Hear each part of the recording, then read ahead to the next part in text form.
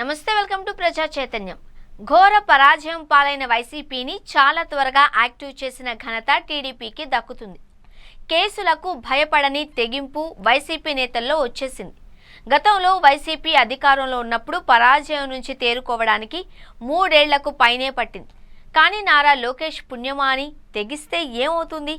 మహా అయితే కేసులు పెడతారు, అంతే కదా అనుకునే పరిస్థితి వచ్చింది. మళ్లీ తమ ప్రభుత్వం 4 ఏళ్లలో రాబోతోంది అని ధీమా వైసీపీలో తెగింపు రావడానికి ప్రధాన కారణంగా కనిపిస్తోంది. గతంలో చంద్రబాబు ఇంటిపై దాడికి సంబంధించి మాజీ మంత్రి జోగి రమేష్ను సిఐడి అధికారులు పిలిచి విచారించారు. కొంతకాలం సైలెంట్గా ఉన్న జోగి రమేష్ ఇప్పుడు హెచ్చరించే వరకు వచ్చారు.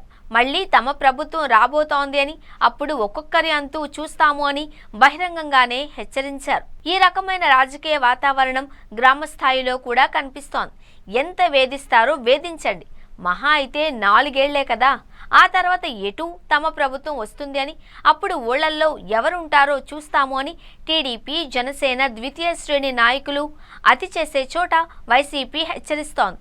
ఈ దఫా ఏ ఎన్నికలొచ్చినా వైసీపీ నాయకులు గట్టిగా బరిలో నిలిచే పరిస్థితి కనిపిస్తోంది.